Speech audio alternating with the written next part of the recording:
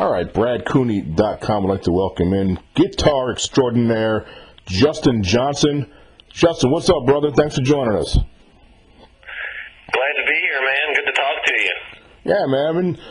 I appreciate you coming on board. I discovered you on YouTube, to be honest with you, and just really started getting into your music and watching your videos, and you have a very unique style, and you play all kinds of crazy 6 strings and 3 strings and shovels, and very, very interesting stuff, man. So I wanted to give you an opportunity, just as a start, just to kind of tell the listeners a little bit about you, your background, where you grew up, just things like that. Well, like you said, I've got a huge passion for music in general, of course, but I've always loved and felt at home on stringed instruments specifically. It doesn't really matter what type of stringed instrument, but that's always been something I've gravitated towards. And since the first time I picked up the old beat-up one-string guitar that was lying around the family home. Originally, I'm from Southern California, and I've moved all over the country, growing up, and then lived in Seattle for a while. Family relocated to North Carolina. That's where I met my fiance, Nikki. And then once I met Nikki, it was really, at the time I'd been playing in bands. I think the most I've been playing in was like 6 bands at the same time. Wow. It was kind of like a hired gun on lead guitar for a long time at the beginning of my career. And we decided we wanted to make a life together, and we wanted to hit the road together and see what we could do, me and Nikki. And it's just been an awesome journey since then. That's when I went, decided let me try to go solo, so we'd have a little more freedom artistically in our, in our life and our relationship. And we've toured the world for years. It's been really great. We live in Nashville right now, and finishing up my newest album, Driving It Down, at Cash Cabin Studio, which is the studio where Johnny Cash did all of his final recordings, all the American recordings. And, just loving it, man. Just loving music and loving life. Now, you brought up that you were born in Southern California and you lived in Seattle. I guess my question, as far as that goes, was there any different types of, I remember like in the 90s the grunge thing happened, and of course the Pearl Jams out of that Washington area. Did you get any influence from, geographically speaking, did you get any influence from different parts of the country with your music? Oh, yeah, absolutely. That's one of the things we draw a lot of influence from musically. And, going back historically, when I did live in Seattle, it was the mid-90s, and that was, the height of that grunge era. Right. The music coming out of Seattle was influencing everybody, and you really couldn't get away from it if you were around that region, especially as a kid growing up, because it's just, not only was it amazing music, but, that's what was, I guess you could say, cool at the time, and so everyone was listening to Soundgarden, Nirvana, like you said, Pearl Jam. I saw them live a couple times with my brother. It's a great time to be influenced by that music. And, there's still so much of that we do now. Like I said, when we were touring, we toured on the road full time, with no permanent address for about 5 years, just going everywhere and anywhere we could to follow the music. And we'd go to places like, the Mississippi Delta or the Appalachian Mountains, New Orleans, Chicago, and you're going through these places, and if you're paying attention and you love the history of roots music or any type of music really, and then you go to the place where that music was first, concocted, first inspired by those surroundings, you really feel a deeper connection to the music, I think, when you're in that area where it came from. We love that. When you mentioned Mississippi Delta, I got to share this story with you. I was coming back from the casinos up in Tunica, Mississippi. It's a little spot up there in northwest Mississippi. There's probably 7 or 8 casinos up there. This is south of Memphis. And I was coming back down towards central Mississippi, but I like to take 61 south through the Delta because it's such a blues. A lot of people say the blues was invented there.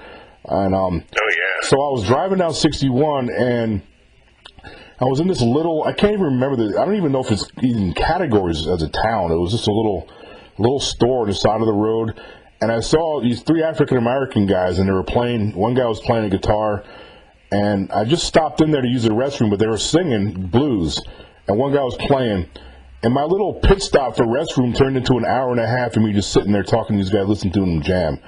It was just in the middle of nowhere, these brilliant blues singers and guitar players.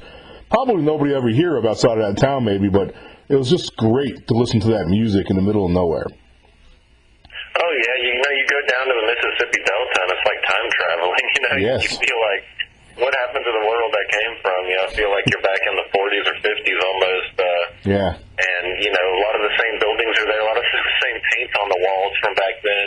Yeah. And I think, there's something cool. I hear it from almost everyone I know who goes through the Delta who hasn't, spent a lot of time there, but who travels through, especially the first time, is you're just blown away by how nice everyone is, how it just seems like there's so much less pretense, with the people you meet.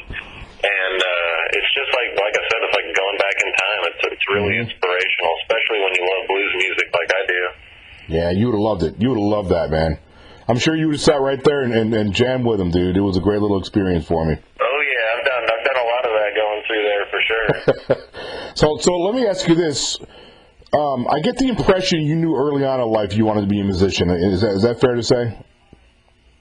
Yeah, and I don't remember the exact moment it happened, but I remember being a kid, and I go to my first few concerts. I remember there was one specifically. I was at a Jeff Beck concert. It was the first or second concert I ever saw, and something just made sense to me about being on stage playing guitar, like watching someone like Jeff Beck, and seeing what they're doing. And it's like at the time I didn't know how to play guitar, but I remember thinking, it just looks like something that feels right, that makes sense. And it's when I first stepped on stage, it was a very comfortable feeling, and especially at the time, I wasn't really comfortable socially in a lot of other situations, but I could get on a stage in front of as many people as, it didn't matter how many people, it was just like, that's where I belong, and that's even grown stronger over time. And, of course, when I first got my, first actual 6-string guitar, it was just no turning back. You couldn't get that thing out of my hands, and playing guitar was my first job I ever had, and it's been my full-time job ever since. How old were you? Can you remember how old you were when you first started playing?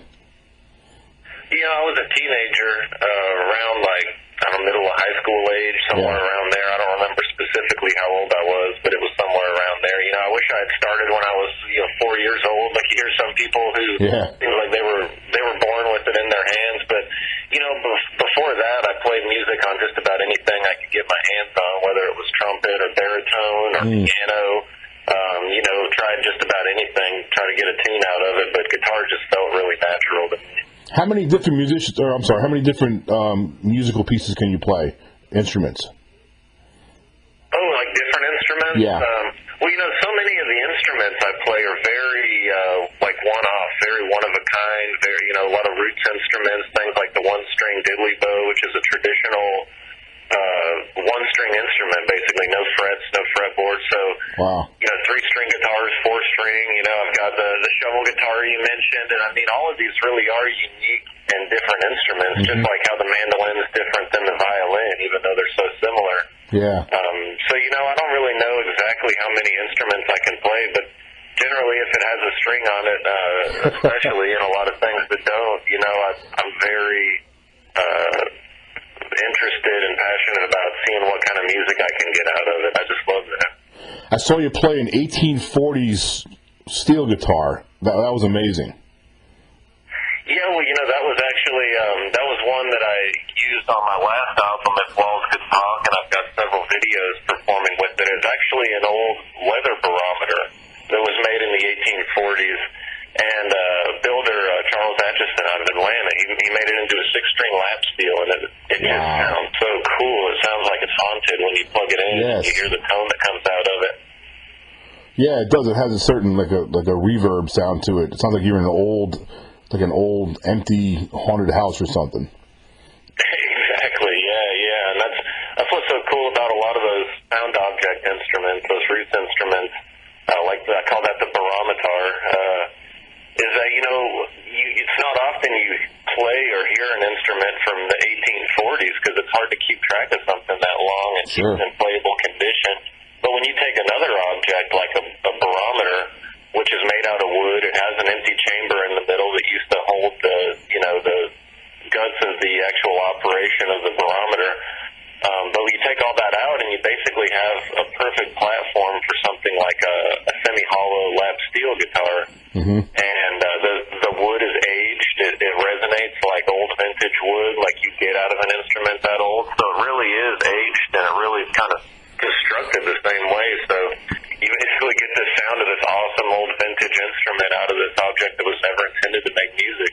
Yeah, that's what's cool about your stuff, man. Every video I pull up, you're playing something like, what the hell is that, man? And you make it talk, man. It's great. So you were actually called a musical visionary by Ted Nugent. Ted Nugent is one of my all-time favorite. I mean, he's just one of my all-time favorites. I've seen him in concert a couple of times. So when you hear a legend like that speak of you like that, what goes through your mind?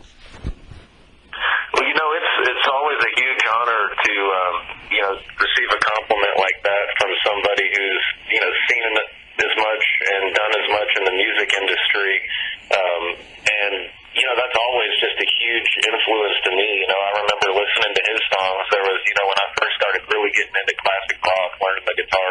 You can't avoid Ted Nugent, just like a lot of other bands. Like ZZ Top and Zeppelin, Cream, bands like that. You go through the list, and it's like you just their influence is felt by guitar players that come after them. And when someone like that takes the time out of their day and what they've got going on, which is plenty, to say that they appreciate what you're doing out there, it just feels good. It's a lot of affirmation that we're getting the music out there. It's great. And you also had an opportunity to get a little playtime in right alongside Stevie Wonder, and talk about that experience. Well, that was amazing. That was at NAMM, which is a huge, I think it's the largest music trade show in the world. I was in Anaheim, California, a few weeks back, and I was there with showcasing for a company called API, which makes some amazing studio equipment and some other equipment. I'm showcasing a new pedal that they just came out with at NAMM, and then they used to work with Stevie Wonder, so Stevie came by when he was at NAMM, and we actually played a little bit together. He was playing one of his favorite new instruments, which is called the harpeggi, and it's like it looks like a harp, but you lay it down flat, and it has frets on it, so you can play it like a piano almost. Oh, cool. And so, I was just sitting there right next to him, side by side, and I was playing my shovel guitar. He was playing the harpeggi. We were talking about music, talking about instruments together, and he's just such an approachable guy. And for someone who's done as much as him and who's really made that influence on music like Stevie Wonder has, it was just a huge honor to be able to just to hang out with the guy, not to mention play with him and get to know him a little bit. You know what I mean? It was really awesome. I don't think there's a Stevie Wonder song I've ever heard that I don't like, to be honest with you. That dude's amazing. Yeah, he wrote the rule book on, I think that modern use of synthesizers, electronic music like that. Yeah. It's like the Bach of that, that's really awesome. Well, what was really cool about watching that was the fact that you're playing that shovel that I like, and you can see Stevie getting into it, man. He does that vintage rock back and forth, and I heard him, you can see him say, he goes, I like that. You can read his lips and hear him say it. Yeah, absolutely. Good stuff. That was great.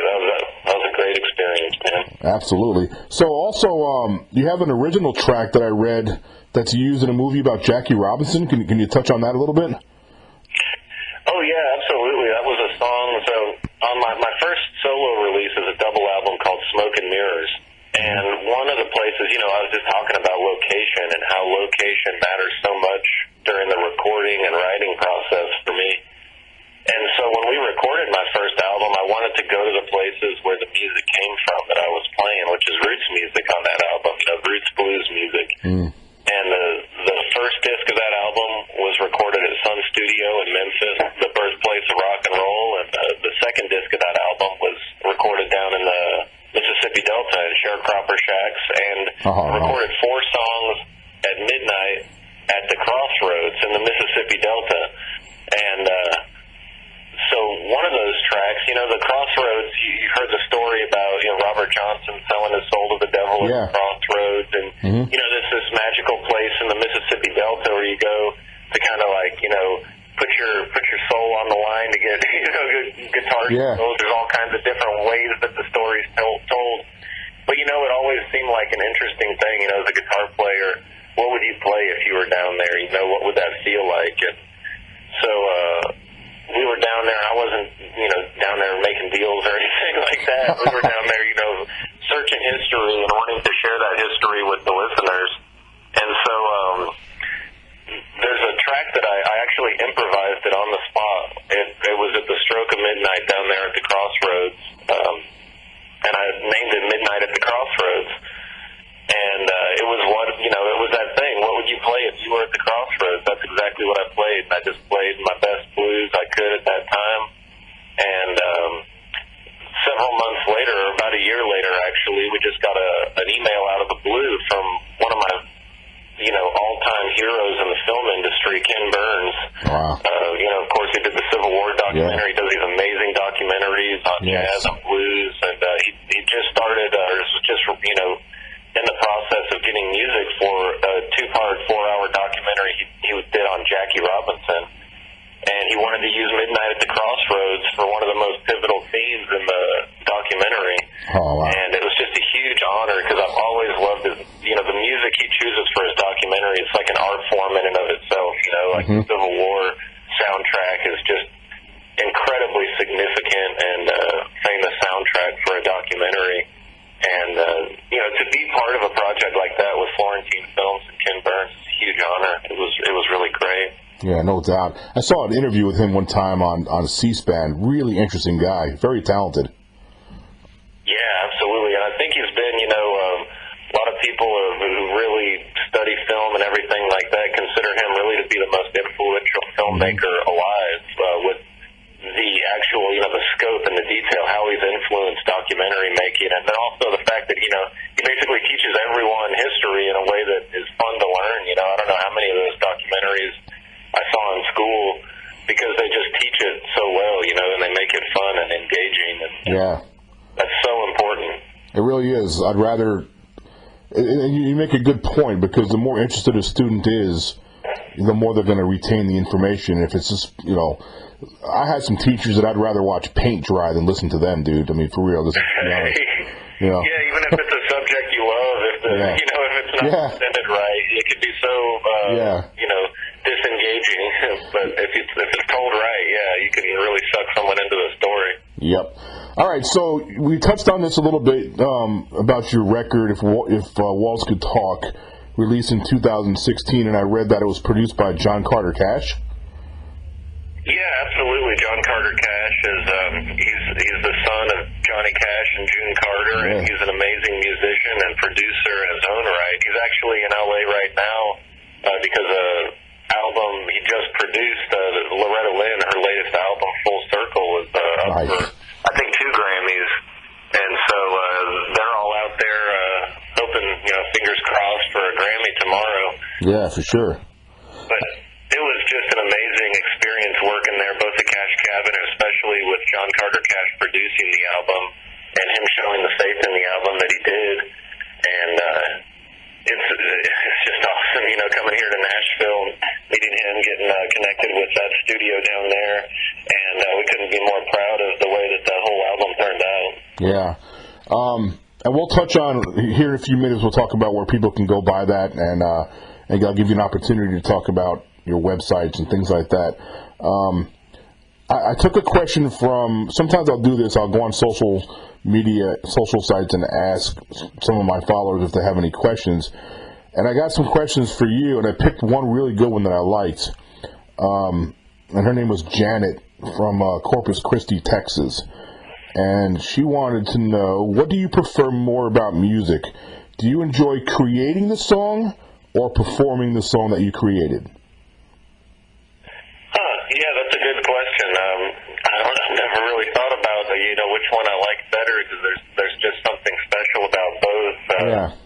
I think that there's, when I'm writing a song, a lot of times it'll be me and Nikki, thinking about an image or a place or a feeling, and coming up with almost like a soundtrack for that moment in time or that space. And there's something like after you finish writing a song and you're really happy with it, you just think, this song didn't exist, and now it's a song. Now it's something that exists, and it's there in the world, and that's just a magical thing. It's like a mini burst of something artistic. And but I don't think that feeling would be as special if I couldn't perform that song. If I couldn't record it, if I couldn't put that down. Like if I was just composing songs and not performing them, I don't think I'd nearly get the same gratification as if I could write it and then perform it. So I guess I'd have to say out of the two that performing is a little more gratifying because it's the actual act of sharing that with the listener, and that's where you put your feeling into it. That's where you put your inflections into it. And the composition side, if you strictly just compose songs, it's a whole different art form, and you're leaving all of that up to whoever performs it in the future. Mm-hmm. Good stuff. And I had about 10 people ask the same question, so I'm not going to list all their names and cities, but they wanted to know who are some of your influences in music. And you have a very unique finger-picking style. I love how you finger-pick, by the way. So can you talk about some of the musicians that really most influenced you? Yeah, anyone I hear, I try to get influence from, whether it's something I want to do or saying I don't want to sound like that, and I always try to find something constructive to take from the music I listen to. But there's three, when I think about my influences as a musician, and especially as a guitar player, I think that sort of like a tripod holding up what I do, and the three legs of that tripod are Jimi Hendrix, Doc Watson, and Django Reinhardt. Oh, wow. And together, I think those three styles are the styles, like when I heard those musicians, it was almost like I had to just stop and rethink things, you know what I mean? And it was like, okay, I got to start over, you know what I mean? And so those styles, I don't know what I'd be playing if I had not come across those styles, or if those musicians hadn't made the music they made. I don't know what I'd be playing. It would sound totally different, I think. Yeah, man. One of the things I play guitar myself, but I'm not very good at like scales. I'm more of a rhythm guitar player. And one of the reasons, one of the struggles that I've had, and a lot of people also can relate to this, and I notice in your hands, you have like the textbook, your hands are configured like perfectly for guitar playing. People that have the lean, the long fingers tend to do better than people like me who have little stubby short fingers and small hands. So is there any advice you can give to people like me and some other guitar players that don't quite have the reach capability that somebody with longer fingers and leaner hands have? Oh, yeah, absolutely. And, I get asked that question a lot from people who are learning guitar, and they want to know, a lot of times I think when you're learning, it's just hard sometimes. It's hard to get to the next plateau in your learning level. And sometimes you can blame it on things like, I wish my hand was different. I wish my hands were smaller sometimes, honestly, because I feel, it's hard to get certain things with big hands and move them fast sometimes. I see some guitar players with really little hands, and it seems like they're just whipping it all over the place. But I think really it comes down to developing a style around your physical strength. So everyone has everyone has a different shaped hand. When I look at Hendrix play, he has a very unique right hand and left hand posture, the way he holds the guitar. Same thing with every guitar player. You watch Doc Watson play, and a lot of times I get DVDs and see live performances with artists like that, and I mute the music and just watch the physical motions of what's going on with their hands. And you end up noticing things when you're not actually hearing the music that you don't notice when you're hearing the music coming from them. And take a musician like Angus Young from AC/DC, the guitar player. He's got little hands. He's a shorter person. The SG he plays looks like a freaking upright bass on him. You know what I mean? He plays it, and he's just tearing it up. That's true. He's an amazing lead guitar player. And same thing, like I mentioned, Django Reinhardt, one of my heroes on guitar. He burnt off half of his fretting hand in a fire in his caravan. And so he only had really 2.5 fingers on his left hand, but he credit I mean, he was the best guitar player in the world at the time, you know. I mean, pretty much everyone agreed on that. He just smoked everybody, and he only had 2 fingers. And so it's all about finding the way around your physical hurdles and really leaning on your physical strengths, whatever it is. Sometimes it's not speed, you know. If you want to play fast and your hands don't want to play fast, maybe you're the kind of guitar player that says more with less, you know. A lot of people like B.B. King are known for that, you know, hitting one note that just makes you feel like crying instead of playing 100 notes that make you feel like, you know, like in the room or something like that. And some people are built for speed, you know. Some people's hands just move that way. And you just have to find those strengths, I think. That's the key. So what was it that made you pick the Ace of Spades by Motorhead to play on that shovel, man? I was like, I approached a friend of mine. I said, "Hey, you want to see Motorhead Ace of Spades being played on a shovel?" And the dude just looked at me like, "What the hell, you crazy, man?" And I played him the video. I was like, "Holy shit!" that was you know, something we did mainly because we got so many requests for it. I have several videos playing that 3-string shovel guitar, and because it's actually, you know, it's a shovel guitar. I guess it's actually a spade. The shovel is not a shovel; it's a spade. Yeah. But we got a lot of people, and I think they like, you know, saying the pun. They wanted to request Ace of Spades. We got like 100 requests for Ace of Spades. You know, one of my favorite, just, you know, badass rock and roll songs. Oh, too. Definitely. And so yeah, it was just natural, and you know, it's tough to play on a 3-string shovel with the slide because it's such, you know, a fast and intense song, and the riff is just so distinct. But you know, that was one of the challenges with it. But it's so fun to play, and it's just fun to crank up the distortion and get that feedback and dig into the no pun intended, dig into the shovel guitar and rock out. I love that song. Yeah, I like Motorhead. Period. That's one of my favorites growing up was Motorhead. And then rest in peace, Lemmy. I hate we lost him. Yeah, absolutely. Huge loss, and but you know, that's one of those people that's just going to live forever, and you know, he deserves it. He just really put some new music out there that I think just refreshed everybody. Yep, slapped everybody right in the face, man. It was one of those bands. Exactly. You know. All right, man. Well, before I let you go, and I really enjoyed this, and I really appreciate you coming on board and talking to us about your career. We're going to keep an eye on you. We'd love to get you back on for a follow-up, too, after your next record's out. But before I let you go, I want to give you an opportunity to tell the fans where they can come find your music, where they can buy your music, your website, social sites, things like that.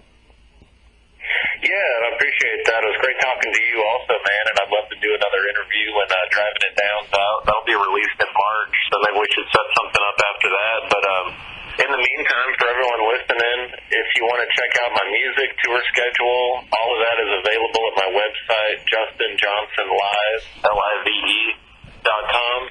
And click on the store link, check out the music, check out all that good stuff, the videos, subscribe to the YouTube channel. It's all there on the website.